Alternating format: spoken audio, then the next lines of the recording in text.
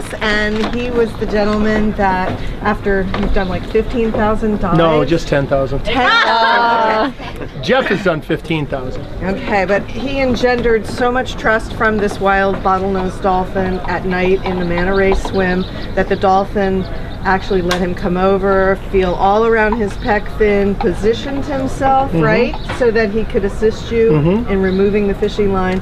And we really love that shot when you pulled the knife out, like right by the dolphin's eye, and his eye got really big, but he didn't flinch and he didn't move because my hand was shaking. I was worried I was going to screw it up. Don't mess this up.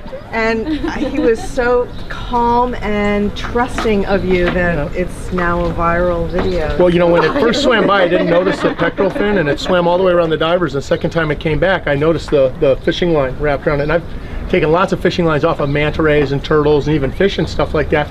But on the video I shot, I said, "Oh, you got a fishing line, you got a fishing line." And I hold up my hand, I go like this, and I paused the camera because when I went like that, it just came right over to me. And then I put the camera between my legs and just took the fishing line off and clipped the fishing line and took the hook off. But I was really worried that the knife wouldn't be sharp enough, you know, but fortunately it wasn't. It came right off. And the dolphin swam away, and we lived happily ever after. Like so fabulous.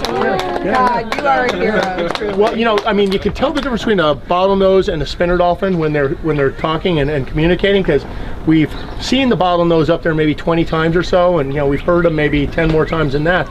But that dolphin was just super loud, you know, really loud, and I turned around, oh, right there. And I was like, whoa, and it swam all the way around, and then the second time it came back, I noticed the fishing line, it took it right off. And where was the fishing line exactly? Came out of the left side of its mouth, went down the left side, wrapped around the pectoral fin, and then down the side.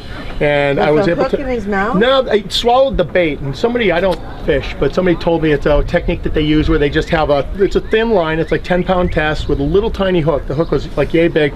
They put a little bit of bait on there just to catch small fish. And so there's a whole bunch of these. The dolphin must have gone down and eaten one of the baits, and then realized he got a line. And when he swam off, the line broke, but not before it wrapped around here. So I was able to snip it off here, and it's a little tiny hook. It'll dissolve, and the fishing line is really, really fine.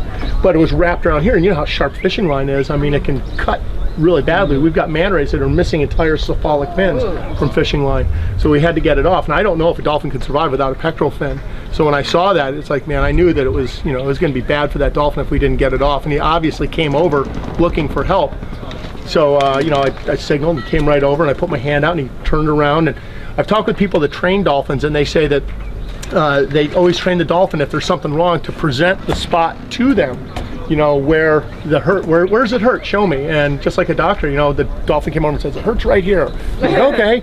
And you kind of move the pectoral fin up, and you know, the fishing hook was stuck in the fin pit there, and I was able to get the fishing hook out. It was really small, but it was wrapped around several times. And I didn't want to tug on it because he had a cut, the front and the back. And you know, yeah, right. And it's a big animal. It's like 8-10 feet long. I'm 6'4", but it was a good bit bigger than me and really strong. I didn't want to tug on it and hurt it. So my knife has been sitting in my sheath. It hasn't been out in like 4 years. I'm like, oh man, I hope this thing works. I pull it out, and there's a spring-loaded scissors built into the knife, and it opened up, and then it's like, oh, I hope this thing's sharp enough to cut the fishing line, and it was. I snipped it here and snipped it here, and I unwrapped it, and there's still a little tiny bit of fishing line in the front and the back, and it went over and it rubbed on a mooring line, then swam off, and it was all good after that. Yeah. Wow. Well, thanks very much.